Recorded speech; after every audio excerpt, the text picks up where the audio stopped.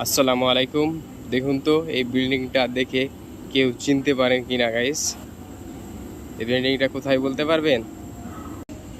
আসলে সামনে যে বিল্ডিংটা দেখলেন এটা হচ্ছে Kolkata medical college and hospital.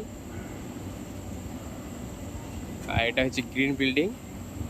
এখানে আমার ভাই, আমার ল ভাই ভর্তি আছে। আমরা 4 ভাই, আর তার মধ্যে আমার ল ভাই ভর্তি আছে এখানে। আমার ল ভাইয়ের পায়ের পায়ের লিগামেন্ট কেটে গিয়েছিল। লিগামেন্ট মানে আপনার ইংলিশে বোঝায় রগ, যেটা বাংলাতে রগ বলে।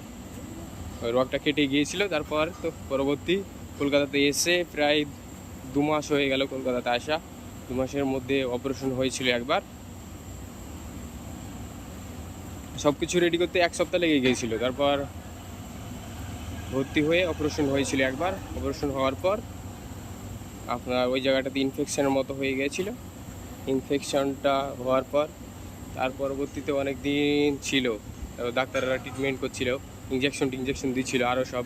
ওই জায়গাটা 3বার কেটেছিল সিদ্ধে দিয়ে। ওই জায়গাটা ভালো হয়নি, কোনোরকম ভালো হতে চাইছিল না। তার জন্য পরে ডাক্তাররা আবার প্লাস্টিক সার্জারিতে ট্রান্সফার করলো।